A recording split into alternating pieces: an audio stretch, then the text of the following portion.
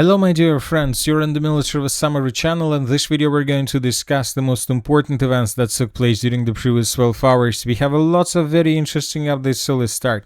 And first we're going to talk about Russia. Once again, I would like to remind you that yesterday we were talking a lot about nuclear threat and possible nuclear escalation. So let's discuss this in details once again, and we have another very important statement that reveals probably possible plans of Kiev and NATO countries. Putin instructed to do everything possible to gather additional information regarding the US plans for nuclear tests and to submit coordinated proposals on the possible start of work to prepare for nuclear weapons testing. Vladimir Putin, the president of the Russian Federation, made this statement probably based on the report that was published by the Minister of Defense of the Russian Federation, Belousov. He stated that he considers it appropriate to immediately begin preparations for conducting full-scale nuclear tests. The Russian defense minister proposed to Putin to start preparing for nuclear weapons testing on the Novaya Zemlya archipelago.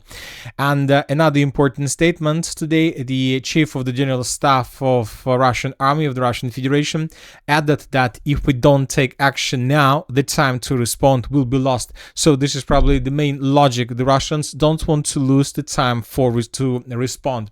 And this morning we received additional details, but this time information was provided by the special forces, by the Foreign Intelligence Service of the Russian Federation.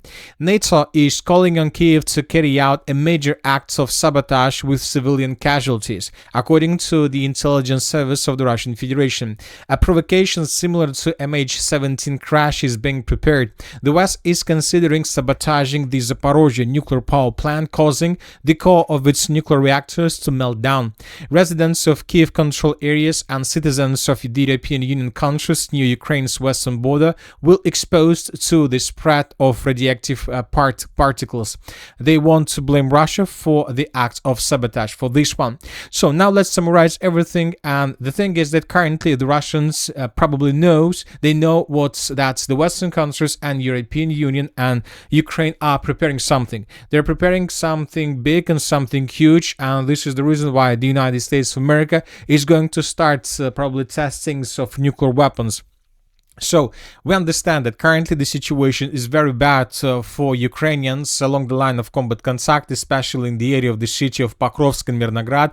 The Ukrainians suffer huge problems in the area of the city of Kupiansk, and probably the Western intelligence understands that if Ukrainians lose control over these two towns or these two cities, most likely the Russians will be able to break through the entire Ukraine defense and to go deeper, much deeper inside of the territory of Ukraine, inside of the Dnipropetrovsk region. Maybe the Russians will begin advancing in the direction of the city of Kharkiv from the south. So everything is possible, but the main idea is that Ukrainians will not be able to hold the lines if they lose the city of Pokrovsk and the city of Kupiansk.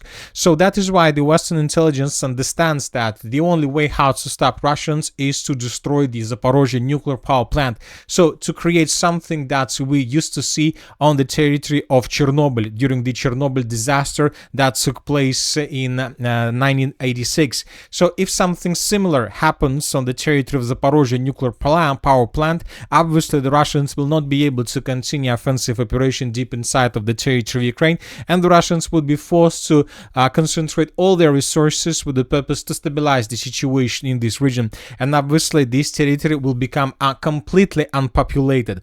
So that is why the Russians are warning the Western countries and Western leaders not to do anything like this, because if something like this happens, obviously we will see completely different special military operation, but not something that we can see right now. Now let's discuss the situation. We have lots of very interesting updates and details. And first let's talk about the Novopavlovka direction.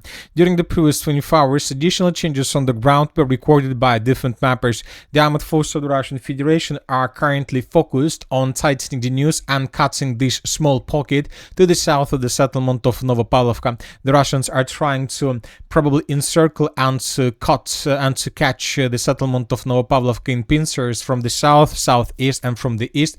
And this is exactly what the Russians are doing right now. They want to shorten the lines, they want to maintain these positions and to probably improve their logistics before moving further deep inside of the Dnipro region.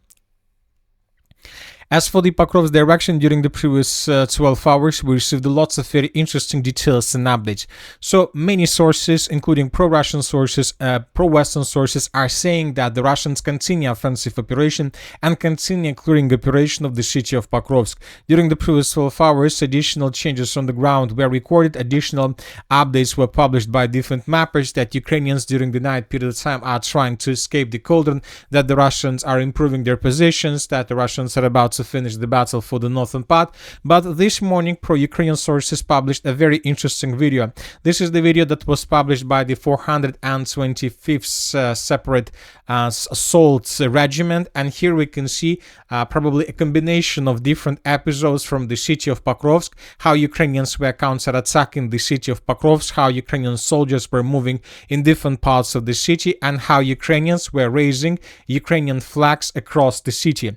So this is a very important video, and the Ukrainians are trying to tell us that maybe the Russians have lots of soldiers on the territory of the city of Pokrovsk, but the Russians don't have a strong control over the territory. There are lots of positions of the armored forces of Ukraine, there are lots of positions of Russian units, and currently there are still very heavy clashes for every single building, for every single construction. Ukrainians have lots of units there, they have possibilities to enter the city, and they have possibilities to quit the city itself. So when talking about this video, there are lots of episodes, and there are, as you can see, lots of yellow flags across the city. So all these flags mean that in these places the presence of Ukrainian soldiers, according to this video, was recorded. The only thing is that maybe the video was archived, or the video is the combination of different episodes, let's say of September or of late August of 2025. Currently we can't say anything for sure. We are going to wait for additional updates and details about the situation. As of now, we're not planning to change the map because we need additional proofs, and we know that sometimes Ukrainians make archive videos and then they publish videos later with the purpose to show that this or that territory is still in the control of the armored forces of Ukraine. So let's wait and see what is going to be next. One thing is clear, that there are still very heavy clashes, that the Russians still continue clearing operation, and that there are still lots of job to do ahead of the Russian forces.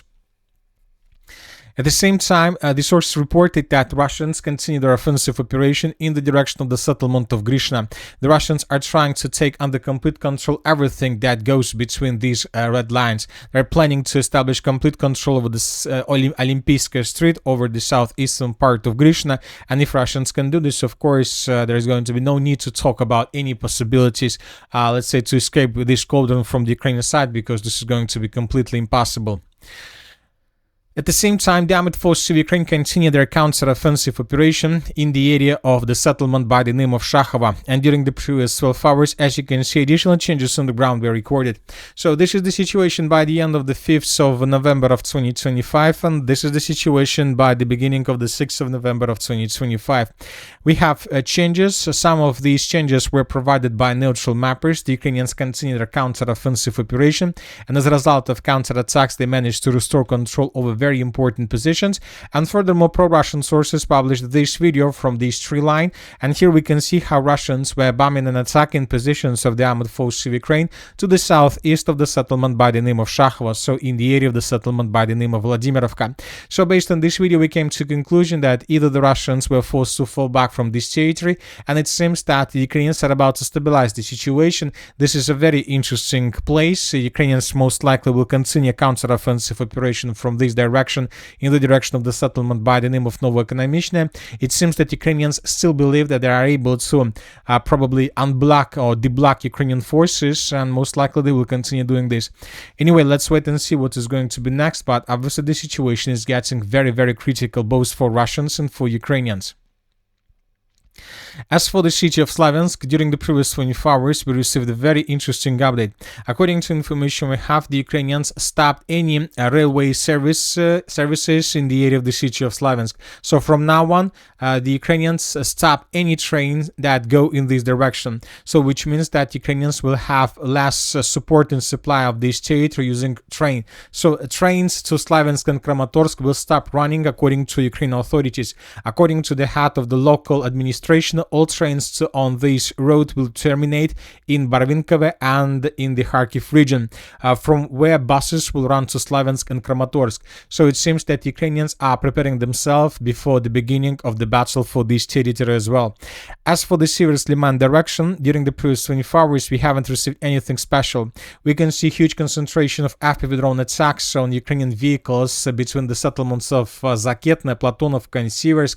This is the main logistic road that Ukrainians use to support their contingent on the territory of Yampol, Liman and Siversk. And as you can see, the Russians established complete control over the territory, trying not to allow Ukrainians to use these territories for the logistic purposes. In this video, we can see another vehicle that was destroyed by Russians on the territory of Zakitne. Another important update is coming from the settlement of Novoselovka. Today, several pro-Russian sources and neutral mappers reported that the Russians, as a result of offensive operation, managed to establish complete control over the territories along railways. So currently, everything along this red line is already under complete control of the armed forces of the Russian Federation. This is a very important piece of news. We see that the Russians stopped their offensive operation in the direction of the city of Liman. Some sources reported that the Russians even were forced to fall back from the outskirts of the city of Liman deep inside of the forest in the eastern direction, but the Russians intensified their offensive operation exactly on the line between the settlements of Svetogorsk, Yarovo and Drobushova. So now this is the most important part, and this is what the Russians are tasked for: first to clear and secure these territories, and then most likely to continue offensive operation. So the Russians are not in a hurry with the battle for the city of Liman. As for the Kupiansk direction, during the previous 12 hours, we received lots of videos of how Ukrainians were trying to cross the river from one bank of the river to another, but as we discussed in the previous videos, the Russians established complete control of the territory and they don't allow anybody to cross the river from one side to another. The situation remains critical for the armed forces of Ukraine. During the previous 24 hours, the Ukrainians made lots of attempts to get the river Voskol and to unblock their contingent on the territory of the city of Kupiansk and the city of Kupiansk-Kozlovoy, but most of those attacks were repelled. Ukrainians suffered losses and were forced to fall back. And that's it for the short video. Military Summary channel reminds we condemn any violence in the world. Thank you for watching. Subscribe to my channel, put your likes, join my Patreon, and have a good day. Bye bye.